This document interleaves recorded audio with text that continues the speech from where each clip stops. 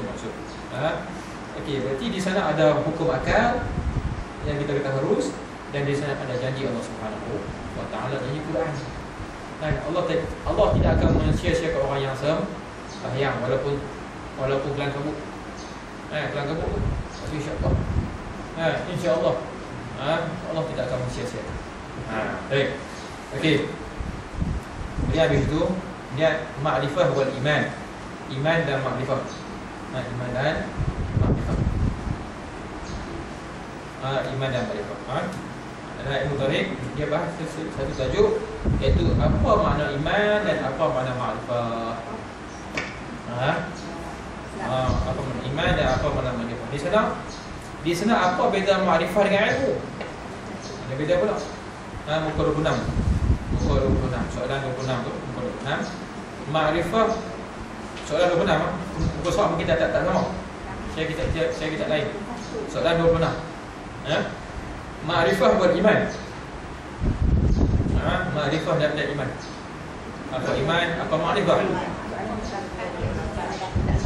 Nombor pun tak tu sama. Nombor tak sama, dia berubah.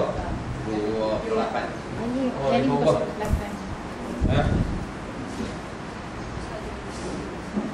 Surat 31. Dia berubah lah. Okey. Jadi ma'rifah dan iman. Apa makna iman dan apa makna ma'rifah? Dan apa beza ma'rifah dengan ilmu? Ada beza berapa? Apa beza ma'rifah dengan ilmu? Dibahaskan oleh para alim ulama, apa ilmu, apa ma'rifah. Dan apa iman. Nampak tak? Jadi ilmu ni benda yang kasar-kasar. Ilmu benda yang kasar-kasar, yang orang yang besok boleh tahu. Tapi ma'rifah ni benda yang halus-halus, yang kena fikir panjang. Yang kena fikir panjang. Ma'rifah lebih halus daripada ilmu. Itu. Apa iman?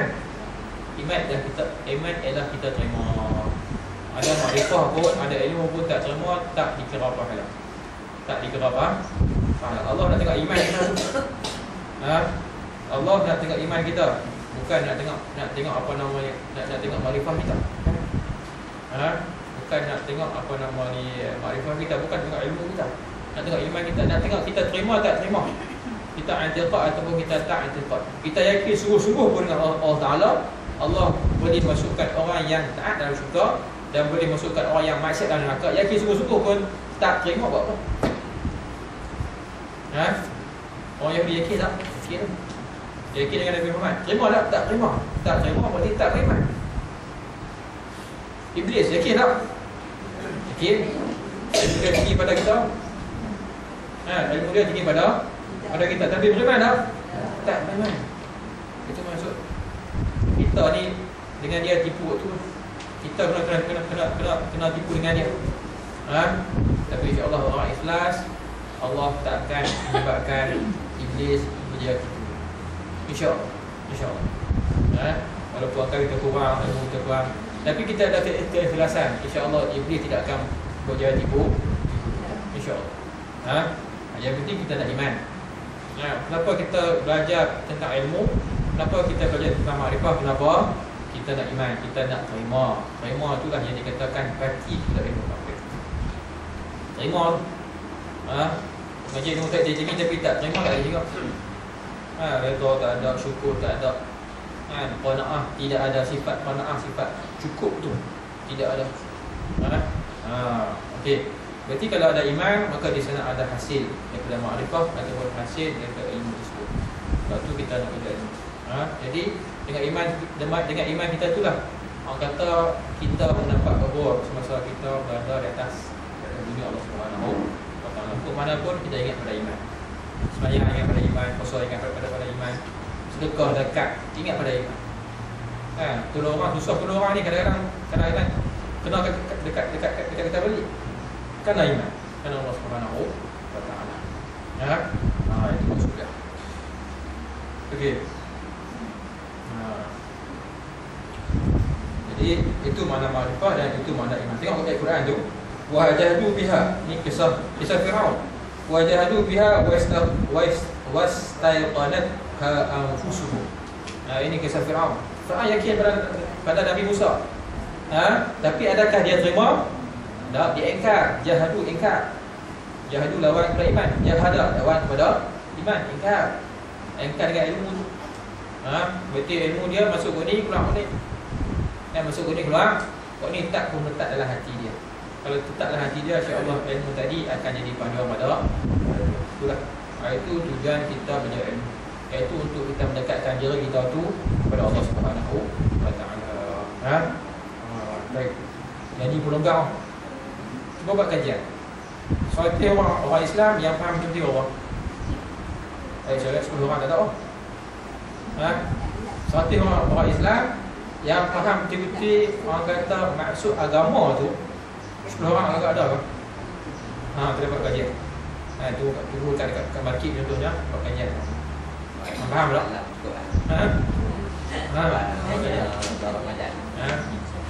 Silap orang kata kita gila. Buat kajian tu. Baik. Tak peliklah kalau kita dengar orang masuk Kristian, orang Islam masuk Kristian. Maksud tak pelik. Sebab apa? Sebab kita jauh daripada masjid, jauh daripada ilmu dan jauh daripada para alim. Tak pelik. Itu tugas dakwah. Tugas tarbiyah. Bukan senang tuan-tuan. Bukan senang. Saya pun nak duduk rumah saja, ikut-ikutnya. Ikut di rumah saja. Malah memang menganyak malah. Kadang-kadang tapi kadang-kadang rasa salah, bersalah. Kadang-kadang rasa bersalah. Takkan mana aku tahu, berarti aku mesti amat kepada orang lain. Baik. Okey. Wajadu biha wastaqalatha anfusuhum. Ini kisah Firaun yang ada makrifah tapi tidak ada iman. Ada makrifah tapi tidak ada iman. Bila ada iman dia ada akhlak. Okey. Buah keimanan pula yang paling tinggi tu apa dia? Iaitu sifat mahabbah. Sifat apa? Tak mahal. Quran sebut dah. Apa ayat Quran tu? In kuntum tuhibbunallah fattabi'uni. Kalau kamu rasa kalau kamu rasa kamu tu cinta, suka pada Allah, fattabi'u. Ikut aku, ikut Nabi. Jadi ikut Nabi tu dengan penuh kecintaan. Lahir daripada apa? Lahir daripada keimanan kita kepada Allah Subhanahu wa taala. Nabi, sahabat ikut dia dengan penuh kecintaan. Cinta tu. Tak ingat tak tengok Nabi sehari tak boleh duduk. Macam tak tengok mak sebulan tak boleh duduk kita lagu tu kita manusia biasa. Tak tengok mak dia teringat. Sahabat Nabi lebih ke. Sahabat Nabi lebih daripada kita teringat pada mak kita, ayah kita lebih. Itu Nabi, itu sahabat Nabi. Tak ingat mak setahun, tak ada duduk kita. Nak beli rumah tengok contohnya. Tu paling faham tu kita cakap dengan telefon, tanya khabar. Setengah orang dia tengok langsung, itu dia punya pasal. Itu dia fitrah dia tak tenang. Fitrah serabut. Kalau dia fitrah dia betul, hati dia betul, dia ingat, dia akan ingat pada mak dia. Mak dia, ayah dia. Jadi hati dia serabut. Serabut. Baik. Okey, jangan fitrah yang betul pula ingat pada Allah Subhanahu wa taala. Bahkan lebih lagi daripada anak ingat pada mak. Okey, habis itu. Itu pembahasan tentang makrifah dan iman. Kemudian dia bahas tentang mukallaf wa hukum muqallid. Berarti mukallaf dan hukum orang yang muqallid. Mukallaf kita. Siapa mukallaf dan siapa muqallid? Siapa mukallaf dan siapa muqallid? Saya cerita nak lebih hari ni nampak ayat tak habis juga. Walaupun bahasa lebih Tuhan tak habis juga. Mukallaf wa hukum muqallid. Okey. Yang pertama apa maksud mukallaf? Maaf saya tak baca sini Saya bab maksud saya. Saya cuma bab maksud saja.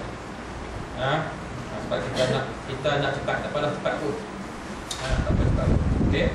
Mukallaf wa hukum muqallid. Apa makna mukallaf dan apa makna muqallid? Apa makna mukallaf dan apa makna muqallid? Mukallaf ni manusia. Manusia dan jin. Berarti manusia yang difitrahkan oleh Allah Ta'ala untuk menyembah Allah Ta'ala dalam keadaan dia diuji. Itu mukallaf.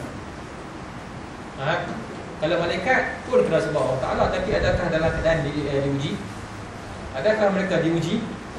Mereka tak diuji dengan nafsu. Kita diuji dengan nafsu. Tengah-tengah kita diuji dengan nafsu, kita disuruh sembah Allah Ta'ala. Ada yang kufur dan ada yang yang penting kita berusaha sempurna ke tak sempurna ke ibadah kita kepada Allah Ta'ala. Tak kisah. Tak kisah kan. Yang penting kita berusaha untuk buat tu. Semayang aku tak sempurna. Siapa sempurna semayang? Siapa yang berani kata semayang saya sempurna? Saya tak berani. Tapi kita berusaha untuk sempurna. Siapa yang berani kata dia dah buat dakwah betul-betul? Saya tak berani. Tapi kita berusaha. Kita berusaha untuk buat, untuk nak menyebar, mengajak orang kepada syurga Allah Subhanahu Wa Taala. Apa dakwah? Kita kena faham apa dakwah? Dakwah ialah nak ajak orang kepada syurga Allah Subhanahu Wa Taala. Nak ajak orang keluar daripada hawa nafsu dia. Orang yang masuk syurga ni orang yang hanya boleh keluar daripada hawa nafsu. Itu orang masuk syurga. Nak tahu kita masuk syurga, janji kepada Allah Taala kita boleh keluar daripada hawa nafsu kita, insya-Allah kita boleh masuk syurga Allah Subhanahu Wa Taala. Itu maksud dia. Okey, berarti bila semayang, berarti kita cuba keluar daripada hawa nafsu. Semayang, tapi dua asat dengan jiran. Itu adakah dia keluar daripada hawa nafsu dia? Tak keluar. Dia tak keluar daripada hawa nafsu dia. Buang sampah dekat rumah jiran. Baik. Saya ingat saya kecil tu sekolah mana? Sekolah lama. Sekolah awal 80-an. Kan biasa sekolah lama. Bukan sekarang ni macam pagar semua cukup. Dulu sekolah luar nak pagar. Zaman saya ada rumah belajar sebelah tu. Kelai. Tak dengan jiran dia. Kami masa tu saya dia juga ingat. Tengok orang kita budak. Tengok orang beli. Dengan jiran. Baik. Okey. Nak kata apa? Nak kata hawa nafsu kita. Nak kata hawa nafsu kita. Cuma kita nak keluar dari hawa nafsu kita. Orang yang masuk syurga ialah orang yang berjaya keluar daripada hawa nafsu. Jadi orang yang masuk syurga ni kita kena ingat orang yang tidak ada hawa tidak ada hawa nafsu. Paling kurang dia dengan Allah Subhanahu Wa Taala. Tak ada apa pun walaupun dia jahat pun. Contohnya lah, ya Allah, aku pasti mengikuti kamu tu. Aku tahu aku jahat dengan jiran aku tahu jahat dengan adik-adik aku, tapi aku masih mengakui fakta tu. Ya Allah. Kamu tahu, insya Allah dengan pengakuan kita tersebut kita boleh bersyukur Allah Subhanahu Wa Taala. Tapi kena masuk neraka dulu. Buang dulu kat dosa tu. Baru boleh masuk syurga Allah Subhanahu Wa Taala. Baik. Okey, kalau Allah ampun, dia akan selamat. Itu maksud. Jadi itu mukallaf. Apa nama mukallaf? Mukallaf ialah orang yang diberati hukum hakam itu oleh Allah Subhanahu Wa Taala. Tadi kita belajar tentang hukum hakam. Jadi hukum hakam tersebut hanya terkena pada mukallaf. Siapa mukallaf? Jin dan manusia yang diuji oleh Allah Taala untuk sembah Allah Taala dalam keadaan mereka ada nafsu. Payah tak? Tak payah. Bukan senang. Siapa yang jamin dia tu selamat daripada hawa nafsu dia? Masa mati tu adakah tidak ada hawa nafsu? Ada lagi? Ada lagi? Masa mati tu masih lagi setengah manusia masih lagi ada hawa nafsu. Kita minta masa mati tu kita tidak ada hawa nafsu, yang kita ingat hanya pada Allah Subhanahu Wa Taala. Setengah orang masa mati tu masih lagi ingat pada hawa nafsu. Seorang cerita ni moga-moga kita boleh ambil pengajaran. Dia kontraktor. Simen tak cukup. Nak buat bangunan tu dulu. Takut tak ada siap dalam tempoh yang ditentukan. Kejap-kejap cari tu accident. Orang duduk kampung dia tu ingatkan nak ucap la ilaha illallah ke apa ke, banyak dia mana simen. Mana simen? Tu. Kita tak mahu lagu tu. Dan kita minta dia berselamat, kita minta lagu tu.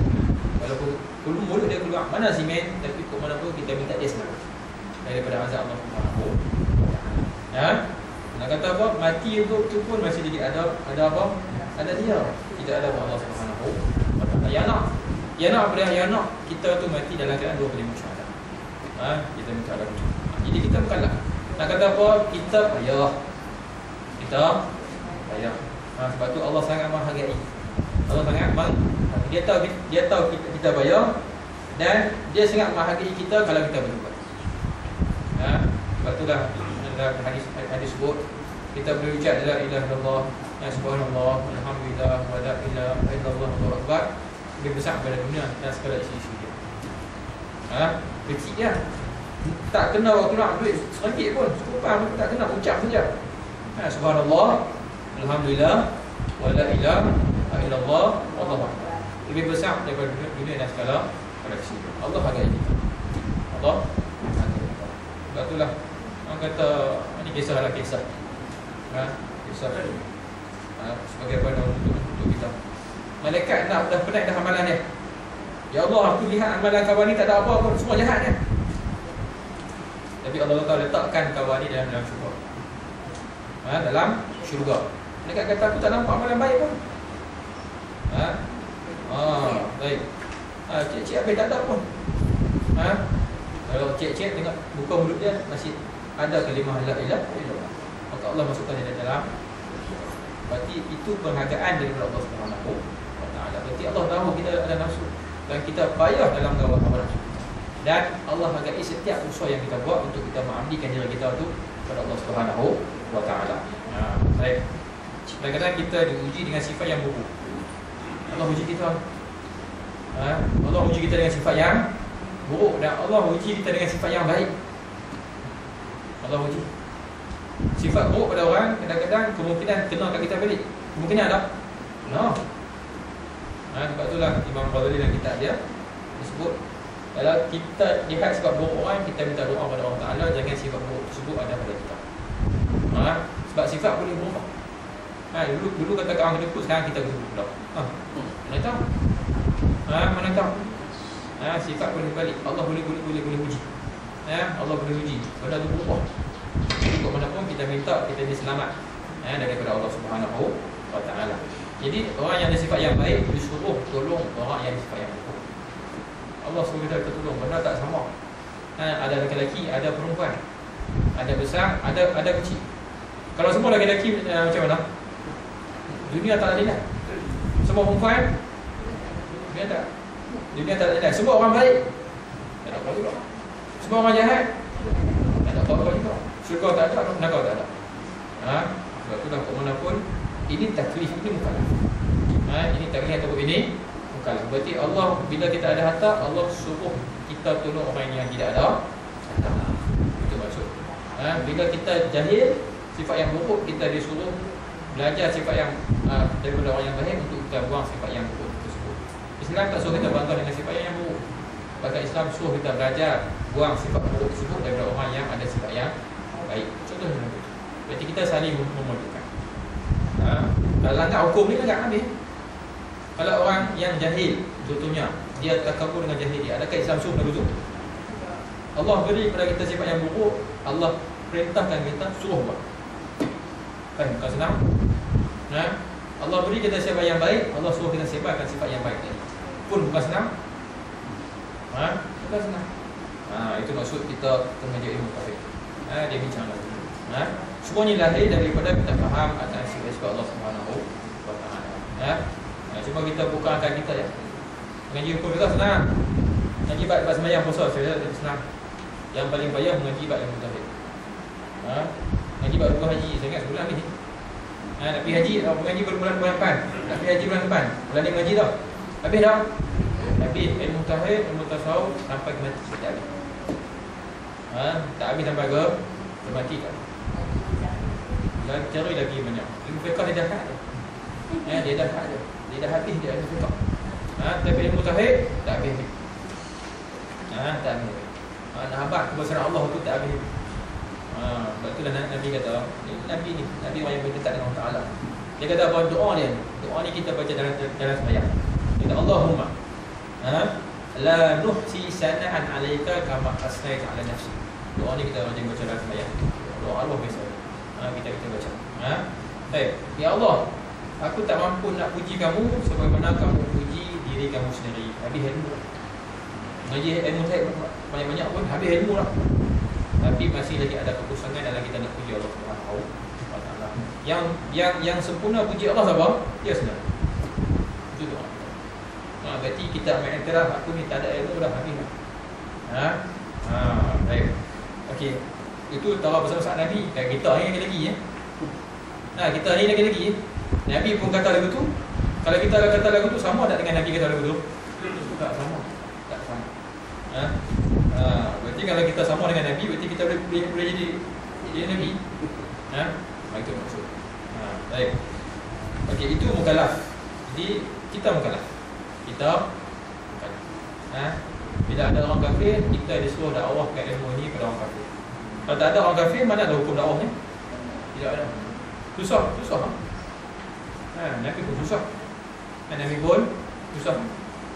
Bila Nabi ni orang Rasul, bila dia ditimpa musibah masa dia berdakwah di Taif, orang jahat, orang budak nakal balik batu tu kena tumit Nabi berdarah. Dia apa doa Nabi? Doa banyak. Doa banyak. Yang doanya apa dia? Allahumma yahdi qaumi fa innahum la ya'lamun. Ya Allah, berikan hidayah pada kaum mereka tak tahu. Di antara doa dia lagi apa dia? Falau la ghadbuka fala ubali. Banyak doa. Boleh lihat kitab sejarah. Boleh lihat kitab sejarah doa Nabi itu. Falau la ghadbuka, kalau kamu tak marah, aku tak peduli. Pikat lagi, kena punggang dengan batu, kena hina dengan orang, pikat lagi. Allah marah tak marah.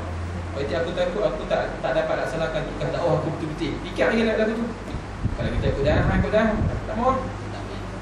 Di sini bila kita faham di sini, sebab itu Allah kata marah kepada Nabi Yunus. Nabi Yunus dakwah dah. Dia marah dah kaum dia dah. Dia marah. Tuhan apa? Lagi dia kena telan dengan ikan paus. Sebab Allah kata jangan. Tugas aku. Benda tu aku nak bagi hidayah aku. Apa kerja? Mati sekalipun mati. Tapi itu tugas aku. Tugas aku hidayah, tugas aku. Itu beza sikap di antara Nabi Muhammad dengan Nabi Yunus. Allah tak suruh kita bersikap Nabi Yunus. Allah tegur. Dan dia doa dengan dalam ikan, dalam perut tu. Orang apa dalam Quran tu? La ilaha illa anta subhanaka inni kuntu minaz zalimin. La ilaha illa anta subhanaka inni kuntu minaz zalimin. Dia zalim, Nabi apa zalim? Zalim dia tak aku zalim. Berarti masa aku marah pada aku marah dengan nafsu aku marah bukan marah dengan kamu. Nabi tidak. Nabi dengan ilmu yang ada pada dia. Fala la ghadbuka fala ubali. Kalau kamu tak marah, aku tak boleh takut lagi. Takut dia tak buat dakwah dia Allah. Kalau kita ikut Nabi kan? Aku tak mau hajar contohlah. Kalau kita itu Nabi sebagai panduan untuk kita umat akhir zaman. Kita umat akhir zaman. Kita Nabi panduan tak mana? Tang Nabi. Sebab tu ilmu kita kena belajar betul. Apa yang saya misal sekarang, ilmu ni orang masuk ke tingkat. Kita tengok orang sekarang.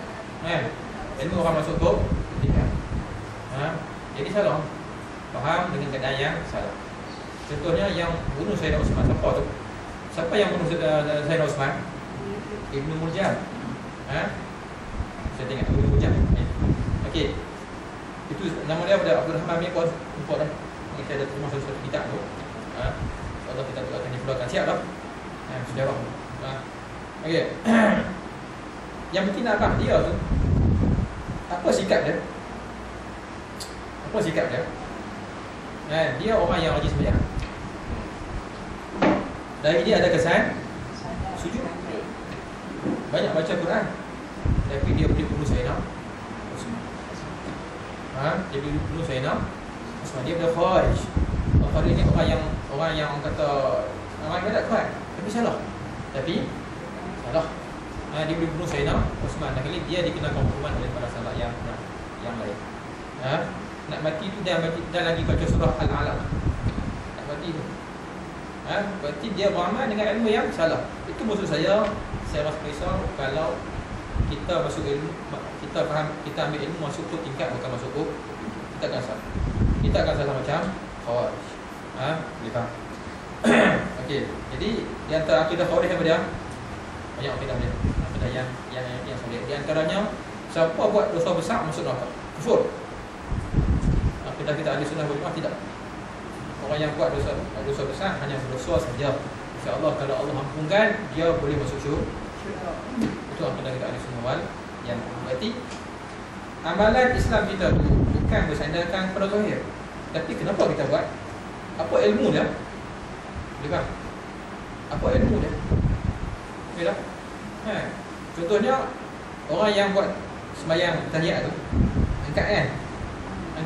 Okey, ada orang yang pusing kan? Ada pusing kan? Ada tengok tak? Ada banyak lah. Okey, masa dia pusing tu, apa dia akidah? Apa ilmu dia? Setengah orang dia pusing tu sebab dia kata macam ni bidah. Nabi tak pernah buat. Nabi buat macam ni. Okey. Itu ilmu dia. Pada masa dia pusing. Ilmu kita macam lain. Ilmu kita macam ni mazhab Imam Syafi'i, macam ni mazhab Imam Maliki. Saya betul tak? Dipaham saya? Berarti kita beramal dengan ilmu. Kita beramal bukan beramal dengan jahil. Kalau kita kata macam ni sunnah dan macam ni bid'ah, berarti kita gaduh nak kata orang. Nampak tak? Hang salah, aku betul. Nampak? Kita beramal dengan ilmu ahli sunnah wal jamaah. Macam ni Imam Syafi'i, macam ni Imam Malik. Anak orang macam ni, itu mazhab Imam Malik. Alah masalah, terserah. Tapi Malaysia ni rata-rata mazhab Imam Syafi'i. Bukannya Maliki jamak. Jangan bawa Maliki ke apa, jangan bawa Hanafi ke jangan bawa, Syiah ke jangan bawa. Wahabi kan, contohnya Wahabi. Jangan bawa.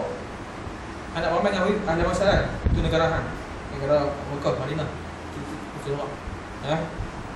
Yang Syafi'i ni pun kami tak faham lagi. Nak faham mazhab lain pula. Ini pening pula. Itu yang dikatakan mukallaf. Itu maksud mukallaf. Kita disuruh mengabdikan diri kita pada Allah Ta'ala dengan keadaan kita ni apa? Kita ni penuh ujian daripada Allah Subhanahu wa Ta'ala. Dan Allah sangat hargai. Allah sangat hargai kita. Faham insya-Allah? Dan hukum mukallid. Mukallid adalah orang yang ikut Islam sahaja tanpa ada akal apa-apa. Ikut Islam tapi tidak ada ilmu. Tidak ada ilmu, berarti tak tahu kenapa aku ikut. Itu mukallid. Lepas tu saya kata tadi, cuba cek tengok. Duduk di pasar ke pasar malam ke apa kan, cek tengok berapa orang yang faham. Ada ramai yang bersifat ikut-ikut dia. Bukan bersifat faham. Sedangkan kita disuruh ikut Islam dalam keadaan kita faham. Itu maksudnya. Jadi mukallid ni perbahasan yang dibahaskan di sini, adakah sah iman dia? Orang yang ikut Islam, adakah sah iman dia? Kesimpulannya tetap sah. Walaupun dia ikut pun sah. Walaupun dia kelam kabut pun, kita minta satu orang nanti Allah masukkan dia juga dalam syurga dia. Kita minta. Tapi bila teruk akhirat, insya-Allah Allah akan masukkan dalam syurga. Tapi dunia teruk susahkan orang. Susahkan orang. Itu pun nak menjaga juga. Akhirat insya-Allah Allah akan masukkan dia. Allah akan masukkan dia dalam syurga. Insya-Allah dia masih lagi dikatakan orang yang iman. Tapi dunia jenuh jaga. Ada anak seorang lagu tu pun jenuh jaga. Kalau 10 orang ada anak lagu tu, masyarakat jenuh jaga. 100 orang jenuh jaga. Akhirat insya-Allah dia akan masuk dalam syurga. Dia akan dimasukkan dalam syurga oleh Allah Subhanahu wa Ta'ala. Tapi dunia jenuh. Dunia jenuh. Sebab tu tugas pendakwah tugas yang sangat besar. Tugas yang sangat besar. Jadi kalau masjid boleh main dengan peranan, surau boleh main dengan peranan, kelas-kelas yang macam ni boleh main dengan peranan, alhamdulillah. Nak bagi orang faham akan ilmu Allah Subhanahu wa Ta'ala.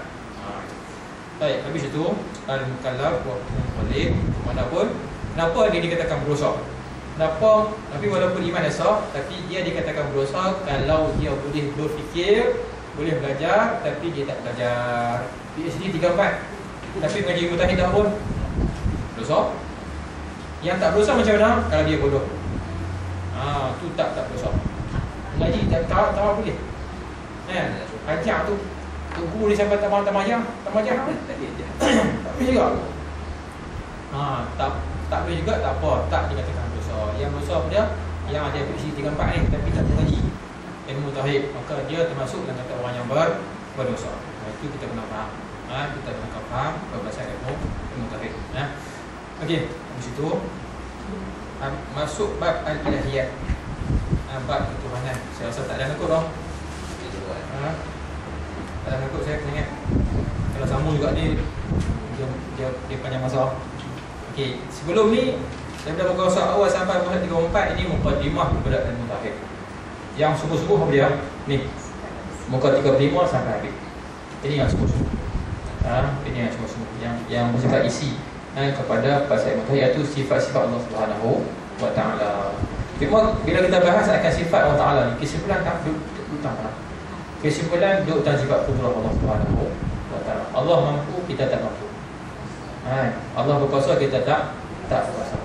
Kita usaha untuk benar sekalipun, Allah lebih berkuasa. Kita buat sembahyang dalam sekalipun, Allah yang berkuasa masukkan kita dalam syurga. Bukan sembahyang kita tu berkuasa masukkan kita dalam syurga. Bila kita ingat lagu tu, berarti di sana ada adab kita kepada Allah Subhanahu wa taala. Aku cari rezeki Allah Taala. Aku dapat rezeki Allah Taala. Aku dapat sakit Allah Taala nak uji aku. Itu adab kita kepada Allah Subhanahu wa taala. Kalau apa ni Allah bina, Allah zalim. Itu salah. Itu kesembilan daripada bab ilahiyah yang kita pelajari, iaitu sifat 20 ni.